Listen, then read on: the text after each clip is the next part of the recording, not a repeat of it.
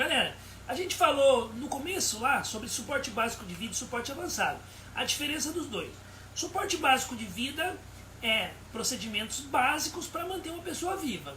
O avançado, ele chega depois do básico. Um exemplo de suporte básico na parada cardiorrespiratória: compressão, ventilação e DEA. E no máximo uma cânula orofaríngea, uma cânula de Guedel. Isso é o suporte básico. Acesso venoso, via aérea avançada, o que mais que pode ser considerado como um suporte avançado? Adrenalina, que são medicações, né? Acesso venoso e medicações, via aérea avançada, isso já é tudo um suporte avançado. Aí, Ivo, mas na minha unidade básica eu pego acesso. Eu sou do SAMU, a minha unidade é básica, é uma USB. E ela é uma unidade básica, mas eu pego acesso. Então você é considerado um serviço intermediário. Suporte básico é aquele que não pode fazer nada invasivo. Por exemplo, o bombeiro, ele é um profissional que ele não é da área da saúde, ele é socorrista, mas não é da área da saúde, e por isso ele não pode fazer nenhum simples HGT, que é o destro, que é o nível de glicose que a pessoa tem no sangue. Então aquilo ali sim seria um suporte básico de vida. Entrou com acesso venoso, suporte avançado, tá? Galera, segurança de cena, tenho que cuidar. Eu não vou ficar discutindo isso porque vocês estão careca de saber. Eu queria fazer uma pergunta para vocês. Conseguem ler bem direitinho? A iluminação não está atrapalhando vocês lerem a televisão? Eu sei que eu estou falando, mas eu gostaria também que vocês visualizassem. Isso aumenta o nível de capacidade do seu cérebro guardar aquela informação. Conseguem ler, pessoal? Só fala para mim que está tudo certo. Eu vou pegar o celular aqui para dar uma olhadinha. Pessoal, não seja herói. Não seja herói. Não no sentido de se arriscar. Seja seguro, tá? Herói é aquele que vira nome de rua. O herói não é aquele que salvou uma vítima, mas deixou sua filha sem pai, deixou sua esposa, por exemplo, sem o marido. Isso não é herói. O pessoal está perguntando se intermediário não é quando tem um enfermeiro na viatura. Pessoal, não confunda unidade básica, que é uma ambulância, unidade intermediária, que é uma que tem um enfermeiro, e a unidade avançada que tem um médico. Eu não estou falando disso, eu estou falando de serviços. A ambulância, sim, intermediária, tem um enfermeiro. Temos já a ambulância intermediária no Brasil, né? O que eu estou falando é suporte básico de vida, não da ambulância. Eu estou falando do suporte que você vai prestar à vítima. O básico, por exemplo, na RCP, é só compressão, ventilação e o uso do DEA. Não tem os cursos que eles ensinam suporte básico de vida para o leigo? Isso é o suporte básico. Quando você entra com acesso, mesmo que você seja técnico de enfermagem trabalhando numa unidade básica, o teu serviço, não ambulância, o teu serviço é considerado intermediário. Tranquilo? Galera, não seja herói, não tente de qualquer custo salvar a vítima colocando você em perigo. 2 meses atrás, 3, teve uma técnica de enfermagem que um rapaz foi tentar se suicidar num precipício e ela naquele ímpeto, ou sei lá, esqueci a palavra, pessoal, naquela, não é nem ganância, naquela tentativa realmente de salvar aquela vítima, ela acabou se agarrando com ele, caíram os dois do penhasco. Qual foi o resultado disso? Técnica de enfermagem morta, ele sobreviveu, ela deixou sua família, a família ficou sem ela, claro. Quantas vidas ela não salvaria? Além daquele rapaz ali. Quantas vidas ela não poderia ter salvo? Aquilo ali seria talvez um serviço para o bombeiro, amarrado por cordas, que se caísse, estava amarrado? Talvez nem tinha na cidade dela. Mas não tentem ser herói, tá bom? O pessoal tá falando que lembra, né? Vamos lá, galera, olha só. Não seja herói. Qualquer lugar pode ser um lugar que causa perigo. Isso aqui é dentro do hospital. Eu não vou passar o vídeo todo. Passei 2 vezes, uma vez já. É um cara totalmente descontrolado. Doido.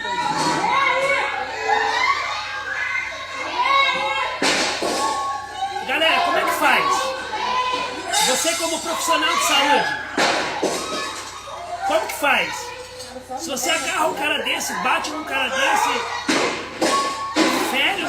acontece? Capaz de você perder o emprego. No final eles acabaram pegando ele, conteram uma multidão, uns 10, 15 pegaram ele e amarraram ele com as pernas para trás. Foi até engraçado de ver. Mas galera, dentro do hospital pode ser que não seja seguro. Qualquer lugar não é seguro, tá? Então cuidem da segurança de vocês. Não precisaria falar disso, eu estou perdendo até tempo na live falando disso, tá? Pessoal, restrição de movimento de coluna. Primeira coisa que você precisa saber. Todos vocês que estão me assistindo, todos vocês que são socorristas, não falem mais imobilização. Vamos imobilizar esse paciente. Não. Não falem mais imobilização total da coluna. Ah, esse paciente precisa ser imobilizado. Não. Foi constatado por estudos que não se imobiliza totalmente o paciente, por exemplo. O máximo que você consegue fazer é fazer uma restrição, é restringir esse paciente. Porque mesmo com o colar adequado, com os tirantes apertados da maneira adequada, ele ainda consegue se mover 30 graus. Então, o termo correto hoje é restrição total da coluna. Esse paciente precisa ser restringido ou não? Então, não usem mais o termo imobilizado ou imobilização. Tranquilo? Coisas novas que vocês estão buscando, atualizações, tá aqui. Restrição total de coluna. Quando eu falo restrição de movimento de coluna, esse é um assunto. Agora, sobre imobilização do paciente, colocar na maca, restrição. Eu vou restringir ou não esse paciente? É isso que a gente vai debater aqui hoje, tá? Galera, no Brasil, principalmente no Brasil, tudo vira polêmica. Aconteceu alguma coisa na rua, fizeram um vídeo, virou polêmica. No Brasil, sobre restrição de movimento de coluna, muitas pessoas criticam mesmo nem sem saber sobre o assunto. Hoje eu vou deixar claro para vocês sobre o assunto. Isso aqui, ele veio para ajudar a gente, ele não veio para complicar. Então não critiquem sem saber. Estudem, vão atrás, troquem muitas vezes a palavra eu já sei por aquela que é eu posso aprender mais. O conceito que muita gente diz que tem que estar no PHTLS, tá? Mas está no PHTLS isso? Se não tiver no PHTLS, eu não faço. Já escutei isso de um coordenador. Quando eu falei o que ele achava sobre restrição de movimento de coluna. Ele falou, não concordo, porque não está no PHTLS. Mal sabia ele que desde 2006 já estava no PHTLS sobre isso. E o PHTLS, ele demora para lançar o livro. Vocês estão vendo aí que a 10ª edição nem foi lançada. Tá para o ano que vem em português. Foi lançada lá nos Estados Unidos, mas não em português, claro. Talvez nem ano que vem. E a gente está esperando ali, talvez, uma mudança do PHTLS para começar a mudar o nosso serviço. E outra coisa, quem lê um único guideline, um único livro, ele fica com uma revisão restrita sobre o assunto. Então, não é só o PHTLS que eu posso levar em consideração. O que a restrição de movimento de coluna leva em consideração? A segurança do paciente para não agravar a lesão e o conforto. Precisa ter conforto também. Não adianta eu colocar ele nisso aqui, ó, que é duro, e deixar ele por mais de 30 minutos. O paciente que nem tinha dor vai começar a ter dor. Faz o teste. Vocês estão assistindo a live em casa ou no serviço? Pega esse celular que você está assistindo e deita no chão. Fica 30 minutos deitado no chão assistindo a live. Ou assiste um filme deitado no chão para você ver se você não vai ter dor na coluna, mesmo não tendo tido um trauma, por exemplo. Então precisa de conforto e segurança. Galera, isso aqui vocês precisam saber sendo socorrista. Princípio, preferência e pensamento crítico. Se você sabe isso, você está a um passo a mais do que aquele, claro, que não sabe. Você está um passo a mais e eu já começo a botar fé em você mesmo sem te conhecer. Eu já começo a falar que você é o socorrista que eu gostaria muitas vezes que me atendesse. Porque isso aqui, ó, nem todo mundo vai atrás, nem todo mundo corre atrás de informações. O que é o princípio? É um preceito científico baseado em evidências, fundamental para a melhoria ou sobrevivência de uma pessoa, de um paciente. Vamos lá. Qual é o princípio na restrição de movimento de coluna? Lembre-se que eu não vou mais falar em mobilização. Qual é o princípio na restrição de movimento de coluna? Imobilizar o paciente, eu acabei de falar, né? Restringir o paciente de uma maneira onde não agrave as lesões dele e não cause mais danos. Qual que é a preferência? É como eu vou fazer isso. Que tipo de material que eu tenho? Que tipo de experiência eu tenho ou de conhecimento? Dependendo de como for, eu restringo ele de um jeito. Se eu não tiver, por exemplo, essa maca, e tiver uma maca de madeira, eu posso usar uma maca de madeira. Se eu tiver aquela maca colher ou a maca scoop, aquela que abre, eu posso usar a maca scoop. Se eu tiver uma maca vácuo, que é melhor ainda, eu posso usar uma maca vácuo. Então a preferência ela varia, mas o princípio nunca vai variar, tranquilo? E o pensamento crítico, eu avalio tudo que eu tenho, eu avalio a vítima e penso, pô, para essa vítima é melhor dessa maneira. Mas para essa aqui não, para essa aqui eu vou ter que fazer diferente. Eu vou ter que restringir o movimento das duas, mas eu vou ter que fazer diferente. Então isso é a diferença de princípio, preferência e pensamento crítico. O princípio 9 do PHTLS fala justamente sobre isso, restringir a coluna para não causar mais dano, e eu tenho que fazer sempre o melhor com as condições que a gente tem. Nem todo mundo tem os materiais que eu acabei de falar. Uma maca scoop, uma maca vácuo, nem todo mundo tem, tá? E aí, depende do material, do meu conhecimento, do meu protocolo, eu tomo uma decisão. Agora eu vou falar sobre o colar cervical. Colar cervical todo mundo conhece, né? Todo mundo já ouviu falar no colar cervical.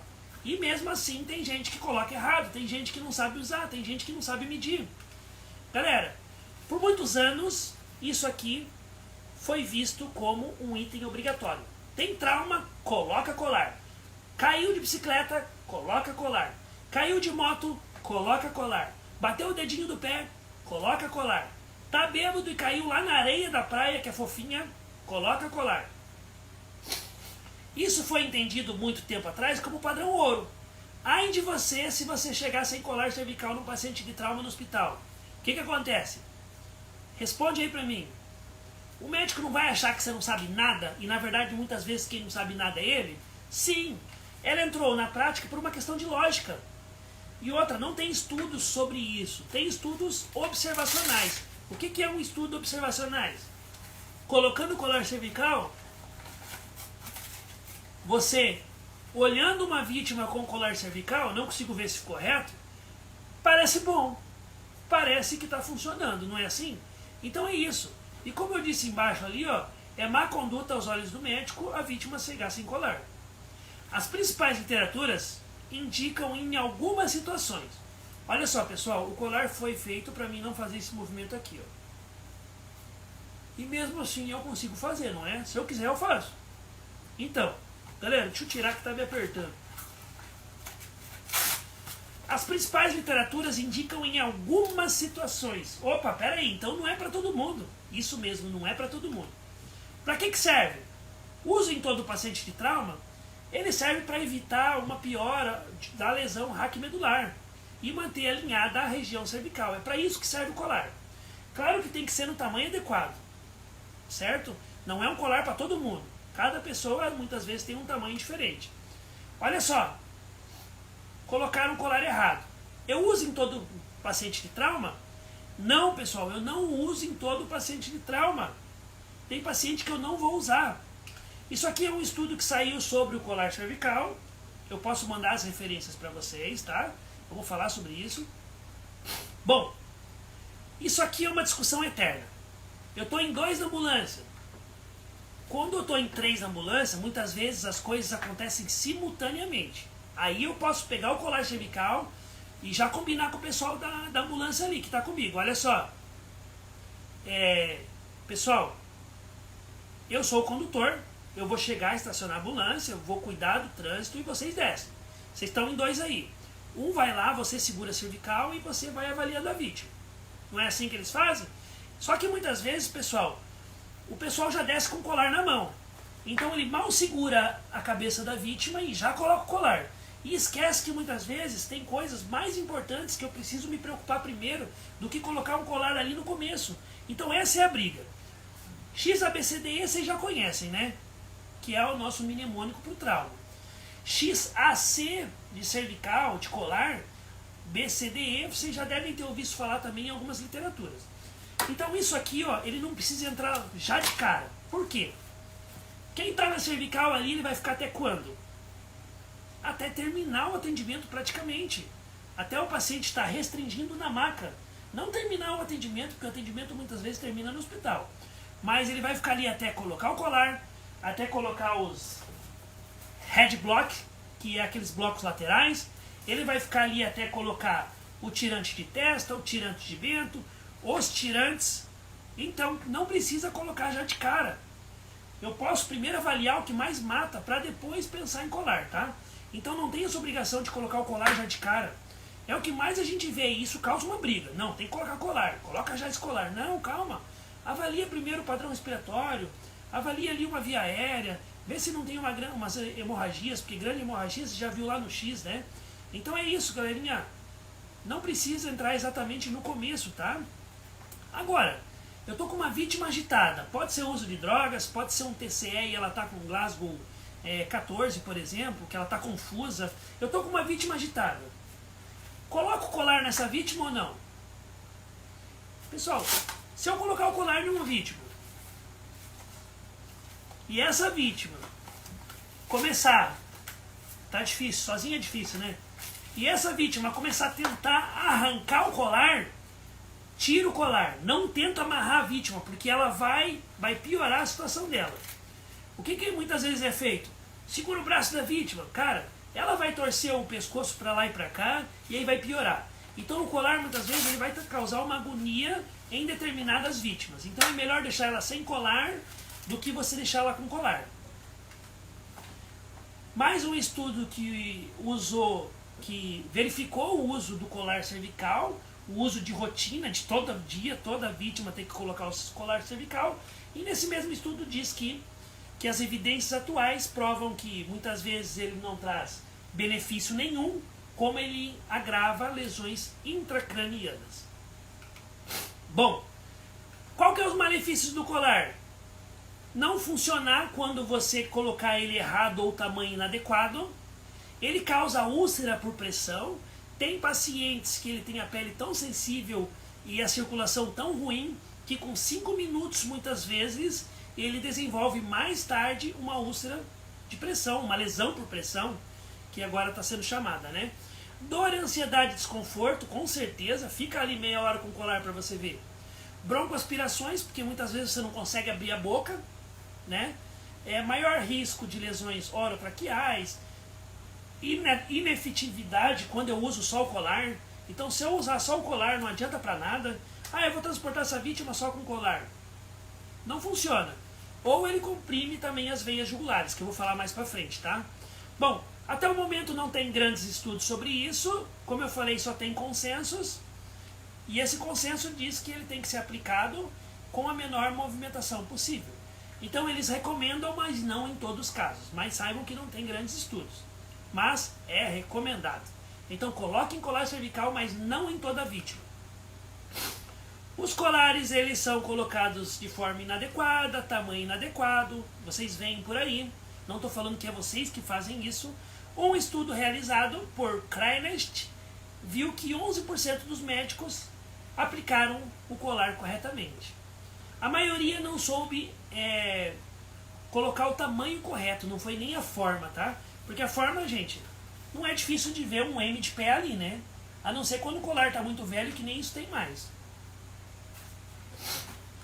Galera, isso aqui é do PHTLS. Se você acha que o PHTLS tem que ser seguido, tá aqui, ó. Não confere imobilização adequada quando usado isoladamente, tem que ser do tamanho adequado, claro. Não pode inibir a capacidade do paciente abrir a boca, mas como? Se ele fica às vezes tão apertado que não tem como abrir a boca. Ele não deve obstruir a dificuldade da ventilação, se eu precisar fazer uma ventilação no paciente. Aqui, 2 exemplos de colares cervicais errados. Isso aqui é um vídeo colocando o colar cervical ou tentando. Se você aparecer no hospital com colar assim, ou outro colega ver, gente, todo o teu serviço vai estar em descrédito. Aqui a gente nota bombeiros colocando colar cervical. O que a gente pensa vendo essa cena? Eles estão com uniformes totalmente bonitinhos, padronizados. Nota-se que são pessoas que passaram por cursos. Então, no curso, quando a gente passa por curso, a gente aprende a colocar colar cervical. E aí saiu um estudo que... Esse estudo fez a gente pensar. Será que foi questão de momento? Porque com certeza a pessoa, quando passou pelo curso, ela fez na frente de um avaliador e foi aprovada. Então será que foi questão de momento? Esse estudo traz mais ou menos sobre isso. Sobre será que foi o momento? Será que essa pessoa vai continuar a vida toda fazendo isso? Então eu creio que muitas vezes, pessoal, é o nervosismo, é o momento, é não prestar atenção muitas vezes no que está sendo feito, mas não que uma pessoa dessa não tenha capacidade para colocar o colar da maneira correta. TCE grave, eu não coloco colar. Como que eu sei que a vítima tem um TCE grave? Pela elevação, ele vai ter, olha só, o pessoal que, a vítima que tem um TCE grave, ele pode desenvolver elevação da pressão intracraniana. Lá dentro do cérebro tem um líquido, e esse líquido ele tem uma pressão. Então quando você tem uma pancada forte na cabeça, o cérebro pode edemaciar, e aí, pessoal, o que pode acontecer? A pressão intracraniana se elevar. E como que eu sei que a pressão intracraniana está se elevando? Através da tríade de Cushing, que é hipertensão, bradicardia e alteração ventilatória, ou se a pessoa começar a apresentar náuseas, cefaleia, vômitos, náuseas, dor de cabeça, vômitos, ficar um pouco mais letárgico, ou seja, ela está bem e de repente começou a cair a escala de Glasgow dela. Caiu 2 pontos, eu já tenho que pensar na pressão intracraniana. Se eu não lembrar nada disso, foi uma porrada forte, não coloca colar cervical, porque pode aumentar a pressão intracraniana. Não colocar colar não quer dizer que ela não vá na maca, tá? Que ela não vá com os tirantes todos e com o head block. Ela vai, mas ela não vai com o colar. Por quê? Temos as artérias e as veias. A artéria leva sangue para o cérebro e as veias faz o retorno. O colar ele aperta justamente o retorno. E aí vai mais sangue, porque tem mais pressão, e aumenta mais ainda a pressão intracraniana. E aí por isso que eu não coloco colar cervical. Quando mais eu não coloco colar cervical? Quando tiver um objeto no pescoço, né? Não precisava nem falar isso. Não tem como colocar um colar. Conclusão. Use com sabedoria. O benefício por estudos ainda é incerto, mas o malefício é comprovado. Se você colocar num paciente com pressão intracraniana elevada, complicou. Outra coisa, transporte de paciente de TCE grave. Cabeceira elevada. Ah, Ivo, mas como eu vou fazer isso? Eleva a cabeceira da maca e a maca vai num ângulo pelo menos de 30 graus. Não consigo elevar a cabeceira? Pega 2 head block, pega qualquer coisa, bota embaixo, mas leva esse paciente com a cabeceira elevada. Isso reduz também a pressão intracraniana. Seria ideal fazer dessa forma, tá, pessoal? Nem sempre é possível. Lesões penetrantes. Olha só, um tiro e uma facada. Em lesões penetrantes, a gente está falando sobre restrição de movimento de coluna. Eu não preciso, por exemplo, colocar o paciente na maca. O paciente levou um tiro, não vai na maca. A não ser que ele tenha sinais e sintomas de déficit de lesão na coluna. Aí sim. Tranquilo? Tá confuso? Depois de um tiro, não tenho como avaliar direito, coloco na maca. Se não, só o tiro e só a facada, não coloco na maca, tá? Quem diz isso? Pega a TLS, desde a 7ª edição. Olha a 9ª edição. Trauma penetrante na cabeça, pescoço ou tronco, imobilização não indicada e o transporte é rápido. Então não se escandalizem se vocês verem alguém que levou um tiro não sendo colocado nessa maca aqui, tá? Não se escandalizem. Não preciso fazer isso, tá bom? Não é que eu não devo, eu não preciso. Tem lesão de distração ou qualquer coisa parecida, coloco na maca. Galera, quando eu falo em restrição de movimento de coluna, que é o que eu estou falando para vocês, aonde que eu estudo isso? Temos vários protocolos, vários guidelines de vários países, várias evidências. Destaca-se aqui o norueguês, o americano, o africano, mas o que eu vou falar para vocês hoje é sobre o Nexus, CCR e Marshall. É o que mais vai ser fácil de vocês entenderem. O Nexus, ele é o National Emergency Radiograph Utilization Studies. Meu Deus, o meu inglês é péssimo. Vocês têm um inglês bom? Leia aí em voz alta. Ou seja, o Nexus, ele estudou pacientes que iam para o raio-x, que precisavam de raio-x lá dentro do hospital. Ou seja, ele é lá de 91, publicado em 2000. Ou seja, faz 30, 20 anos pelo menos. E ele viu que 95% dos pacientes que iam para o raio-x não precisavam do raio-x. Ou seja, quase 100% dos pacientes não precisariam está na prancha. Eles poderiam ter sido melhor avaliado, e se ele fosse melhor avaliado, por exemplo, não precisou do raio-x, eu não preciso da prancha. Então esse foi o estudo do Nexus. 95% não precisavam nem ir radiografar, tá? Ó, não necessitavam radiografar a região da coluna. Não quer dizer que ele não teve lesão, ele não precisava ir para o raio-x, vocês estão entendendo? Não quer dizer que ele não teve a lesão. Ah, fez o raio-x, não tinha lesão. Não, ele não precisava nem ir. E o Nexus, pessoal, ele traz os malefícios, ele fala sobre os malefícios do raio-x.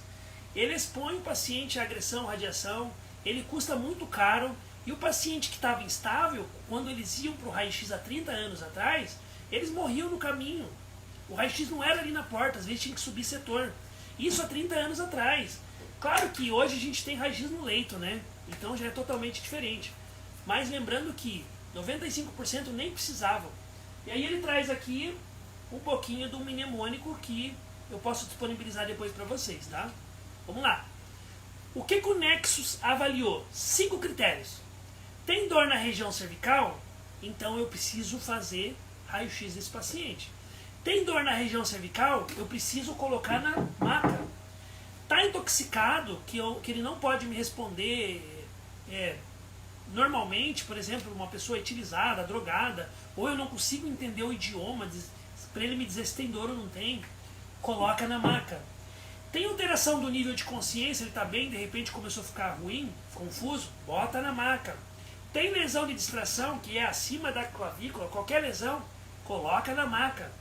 Tem alterações neurológicas, formigamento, perda de força, coloca na maca.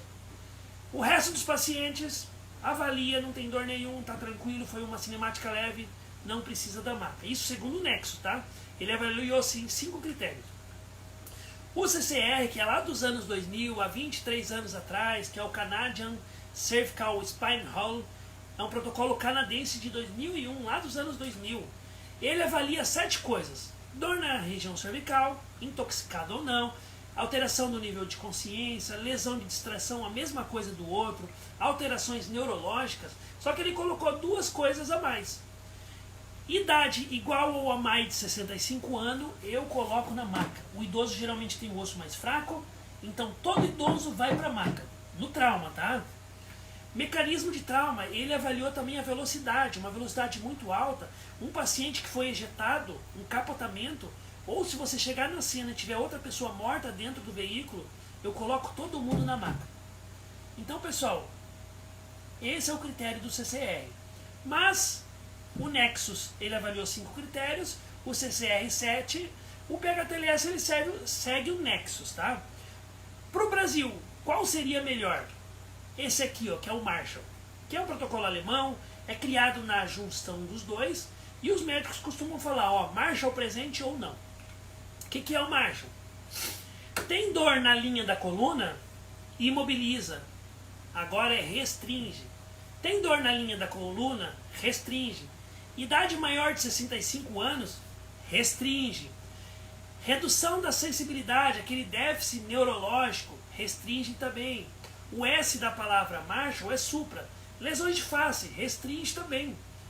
H é hora, mais de 100 km por hora, uma grande freada, ou você vê que realmente foi uma cinemática pesada, que foi rápido, que foi assim, que dê para você achar que foi uma pancada com grande velocidade, capotamento, ejeção, outro ocupante morto dentro do veículo, restringe também, tá?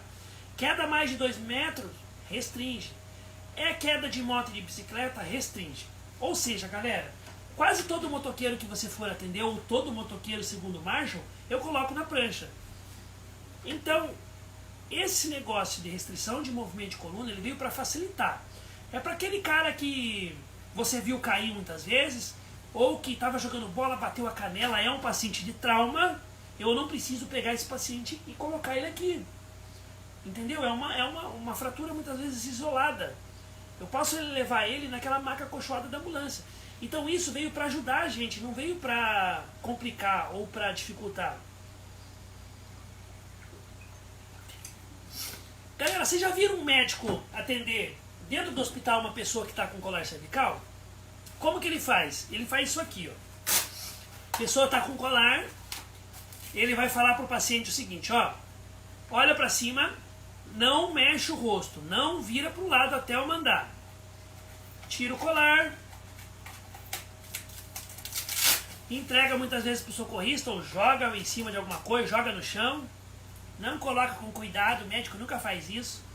Então ele vai falar o seguinte, vira o teu rosto para o lado, se doer para, não doeu, para o outro lado,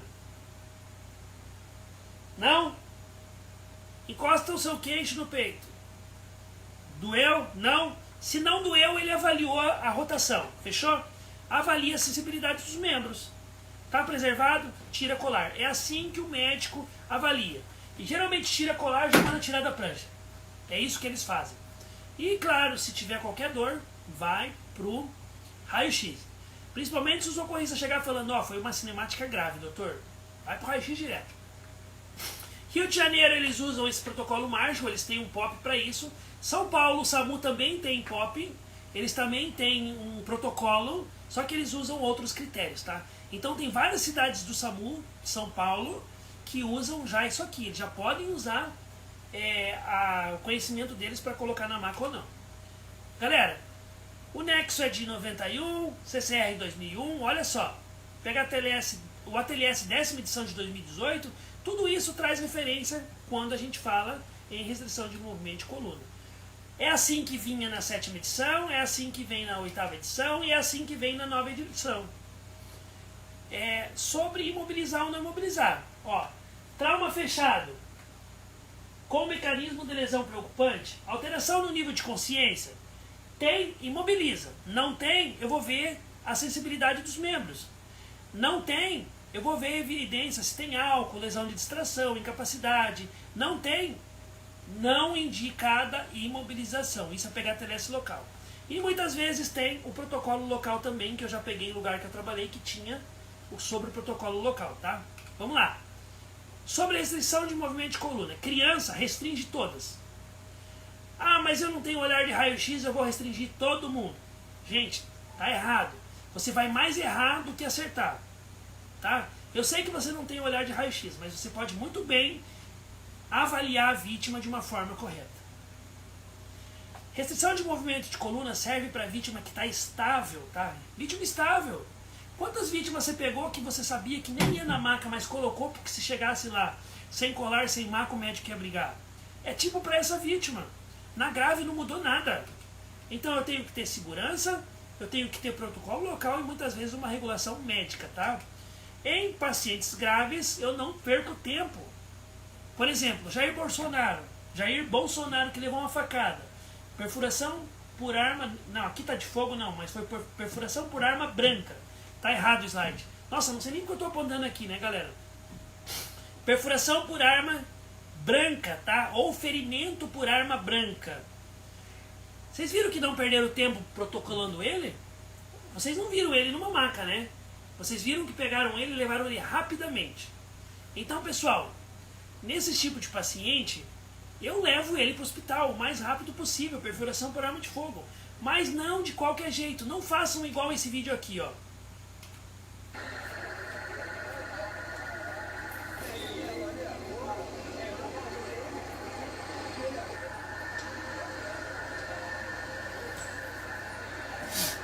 Aqui o SAMU chegou. Nossa, o vídeo tá ruim, né? Ainda bem que não mostra rosto assim, né? Bem definido. Galera, o SAMU chegou. Vítima de acidente de moto, com sangue ali no chão do lado. Não sei se vocês vão conseguir perceber. Um ficou meio perdido ali sobre o colar cervical. Lembrando que parada cardiorrespiratória, o colar cervical, galera, ele é o de menos naquele momento. E aí eu tenho uma parada cardiorrespiratória traumática. Então também não é de qualquer jeito que eu preciso atender o paciente, tá?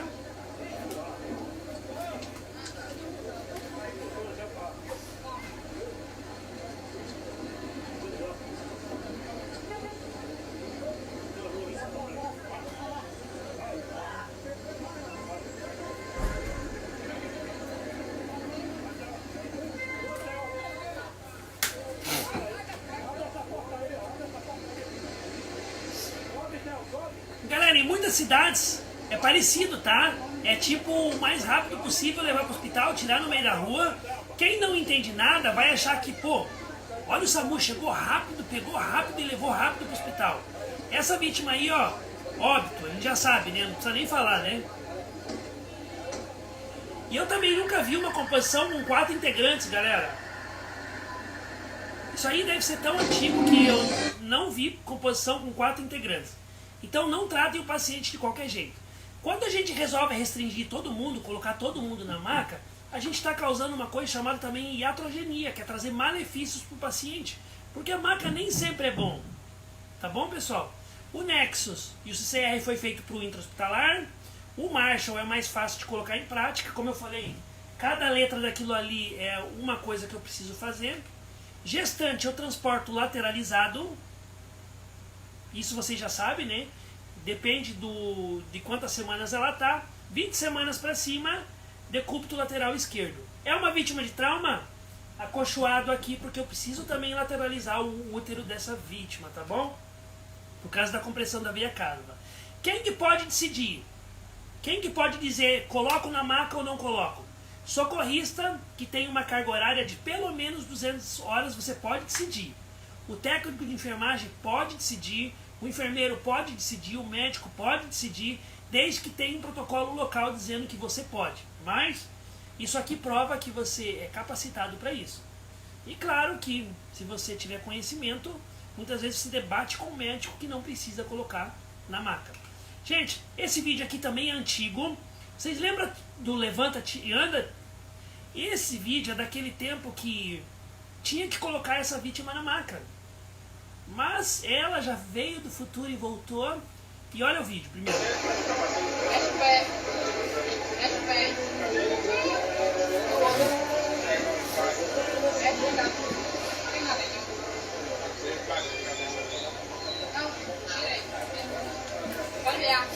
Olha o celular como é antigo, galera. Olha como é antigo o celular. E olha uma coisa engraçada. O condutor está fazendo avaliação. O condutor está fazendo avaliação da coluna, ou seja, o condutor parece que sabe mais do que ela. Aí ela vai explicar ali, galera, que não mexe na vítima. Ela avaliou o pé, foi um motoqueiro que caiu. Acertou ou errou? A gente não sabe. A gente não estava lá para saber. O problema é que foi filmado e esse vídeo caiu bem naquele tempo. E aí ficou até engraçado, porque a frase que ela falou para ele foi assim, ó: levanta-te e anda. Igual Jesus falou, né, para um cego, para um paralítico, acho, uma coisa assim, né? Então, isso ficou registrado como isso, né? Então, naquele tempo, galera, deixa eu ver o que o pessoal tá falando. Antes o SAMU atendia só com um técnico de condutor. Na verdade, ainda é, né? Aquele tempo ali, eu não sei porque estão em 4, não sei se talvez quebrou uma ambulância e então foram todo mundo para ocorrência, não sei o que aconteceu, galera. É só um pedacinho do vídeo. E esse aqui é só um pedacinho também. Então, galera, avaliem a vítima corretamente. Se precisar colocar na maca, coloquem. E cuidem. Cuidem porque todo mundo tem um celular hoje em dia para filmar. Precisa ter um protocolo local ou alguém que respalda, tá? Erros mais comuns: tirantes mal posicionados ou frouxos, um colar inadequado, fixar a cabeça antes do tronco. Pessoal, uma dica que eu dou para vocês: fixem sempre a parte de baixo e deixem a cabeça por último. Por quê? Vamos supor que eu já prendi a cabeça e o paciente vomitou e tá tudo solto. Quando eu for virar a maca, eu não vou conseguir segurar o corpo do paciente. A cabeça vai ficar presa e o corpo vai descer. Então deixem a cabeça por último. Tranquilo? Deixem a cabeça por último. Porque se precisar lateralizar, vai estar a pessoa ali ainda na cervical. Então vai conseguir lateralizar e o corpo está preso. E o corpo não vai se mexer. A cabeça também vai estar com a pessoa segurando, tá? Tempo excessivo na cena em pacientes instável.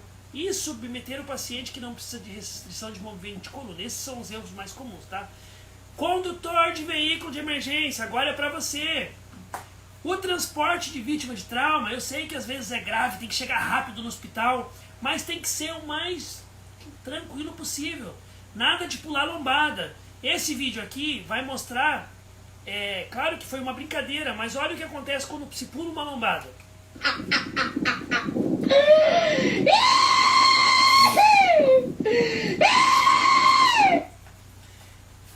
Se você é condutor nunca andou atrás de uma ambulância, com alguém pulando uma lombada, ou até durante um trajeto, nem que seja para você ver como é que é, você não tem noção de como é ruim quando vocês passam em lombada muito rápido, ou quando vocês freiam muito rápido, ou quando aceleram muito rápido. É horrível, né, galera? Vamos passar para outro assunto, ainda sobre restrição de movimento de coluna. Vítima que está em pé na cena, restringe ou não? Coloca na maca ou não? Pessoal, é um paciente que tem fator um risco baixo, então eu não faço restrição de movimento da coluna. Eu não coloco mais ele nessa maca. Se eu precisar colocar ele, sabe como eu faço? Dessa maneira aqui, ó. Eu peço para ele sentar com toda a técnica, senta na maca clínica e deita, eleva ali a cabeceira, coloca o encosto de cabeça na maca clínica. Vítima está em pé na cena, isso aqui seria o ideal para transportar. É um paciente de trauma, ele vai no acolchoado fofinho, mas ele vai desse jeito. Tá? Ele vai com colar, tudo bem. Ele vai com os headblocks, ele vai com tirante. Isso é o ideal. Isso é o ideal. Principalmente para transportes acima de 30 minutos. Tá? Sabe quando a maca é boa? Com o vítima em pé? Quando uma pessoa travou a coluna. E aí eu não tenho como fazer a pessoa sentar ou deitar porque ela travou a coluna. Então nessa maneira é bom protocolar a vítima em pé, mas não é um trauma, né? Os malefícios da maca rígida. Cada paciente tem um tipo de corpo, um tipo de peso, um tipo de pele, um tipo de circulação.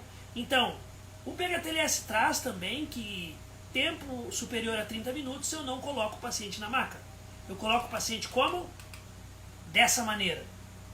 For ficar mais de 30 minutos, coloco daquela maneira que eu mostrei para vocês ali, tá? Uma coisa que pode facilitar é eu colocar lençóis ou cobertas de baixo para puxar a vítima. Fica muito mais fácil. Para tirar a vítima dessa maca, por exemplo, para uma maca do hospital. Emparelha as duas se der e só puxa. Perfeito, né, pessoal? E olha só. E ele pode ir muitas vezes com a cabeceira elevada, tá? Lembrando que a nossa coluna, pessoal, é daqui para cima. Então ele pode muitas vezes ir semi-sentado também, tá? O CAD, bom ou ruim? O que vocês acham? Comenta pra mim aí. O que vocês acham do CAD? Bom ou ruim? Gente, o CAD é para vítima, ou seria para vítima que tem dor na região cervical da coluna, paciente que está consciente e estável e que tem indicação realmente de colocar na maca. Esse é a indicação do CAD. Mas o CAD é a pior coisa que já inventaram. Tem lugar que eles contraindicam totalmente. Ele é o dispositivo que mais causa torção. Eu tenho tantos jeitos de tirar o paciente do carro. Eu tenho retirada a 0 graus, 30 graus, 60 graus, prancha curta, a prancha rígida, alta estricação assistida, que é aquele que o paciente sai sozinho do carro. Olha que loucura. Mas por falta de conhecimento, por falta de treinamento, pelo protocolo local, eu não conheço mais nenhuma técnica, eu acabo usando o CAD, tá? Então o CAD não é que ele está proibido, ele não está recomendado. Se puderem, joguem fora da ambulância de vocês, tá? Sabe para quando o CAD fica bom? Para bebezinho, colocar bebê, criancinha, que aí ele fecha certinho aquela parte menorzinha na cabeça, a parte maior no corpinho, aí sim. Não foi feito para isso, mas observando, são estudos observacionais, parece bom. Galera, sobre o CAD, estudos que Mark Dixon fez, foi o mesmo que o Ednei Fernandes fez. O Ednei Fernandes ele estudou várias técnicas de retirada de vítima de carro. Empregou 9 técnicas, foi usado sensores, laser, scanners, e o que ele chegou à conclusão? Que o CAD é o que mais torce, é o que mais causa torção, ou seja, o CAD é pior. E outra, muitas vezes, no manual do CAD tá para ser usado dessa maneira, ó, passar acima da cabeça. Mas como que a gente faz, que o brasileiro faz? Geralmente fica assim, ó, dessa maneira, totalmente contraindicado. Então o CAD ele tem uma indicação, mas não deve ser mais usado, tá, pessoal? Esqueçam o CAD. E na pelve, pode? Pô, na pelve fica legal, né? Fecha direitinho, né? Gente, o CAD, se ele não serve nem para coluna, por que ele vai servir para pelve? Ele não foi feito para isso. Não tem estudos dizendo que CAD é bom para pelve. E outra, para você colocar um CAD na pelve, você vai ter que movimentar, não adianta. Você vai ter que levantar um pouquinho, ele fica firminho, não fica? Parece que fica perfeito? Parece. Mas ele também não pode, tá?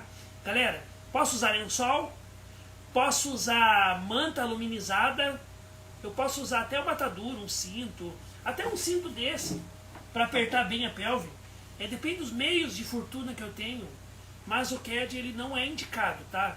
Eu não estou proibindo vocês, lembre-se, quando eu falo não é indicado, quer dizer que não é bom. Isso aqui é uma tirinha, é um... como é que eu posso dizer? É uma sátira, dizendo, vítima preparada para transporte. E ele está falando assim, pô, mas era só meu dedinho, era só meu dedo, era só a minha mão. Então, galera, aqui é uma sátira disso que a gente faz hoje. Imobilizar todo mundo. E é lá americana, quando eles começaram a pensar sobre isso também. Enquanto a gente imobiliza todo mundo, o que o resto do mundo está fazendo? Estudando. Estudando e mudando seus protocolos. Portugal, sabe o que Portugal fez? Foi lá, primeiro ele invadiu o Brasil, né? Primeiro ele invadiu o Brasil. Mas ele foi um pouco mais esperto. Foi lá e lançou um protocolo para todo mundo sobre restrição de movimento de coluna. É claro que está dando discussão. Eu conversei com um socorrista português. Está dando discussão. Por quê? Porque o pessoal lá é igual no Brasil. Não quer estudar muitas vezes. Quem já conseguiu emprego não quer estudar mais. Acha que sabe tudo. Então o pessoal lá está desse jeito. Lançaram um protocolo falando sobre restrição de movimento de coluna, tirando o CAD. A gente tem vídeo sobre isso, tem até live sobre isso. Então dentro da plataforma que eu vou mostrar para vocês, tem live lá sobre isso. Galera, Portugal lançou e falou assim, não precisa usar em tais situações. CAD, tira fora. Aumento de pressão intracraniana, não usa colar. Portugal foi lá e colocou isso. Mas está a maior briga também, porque os profissionais não querem se atualizar. Os profissionais estão perdidos. Como que eu vou fazer? Então, claro que eles lançaram, deviam treinar todo mundo, galera. Tem que ser treinado, senão não dá certo.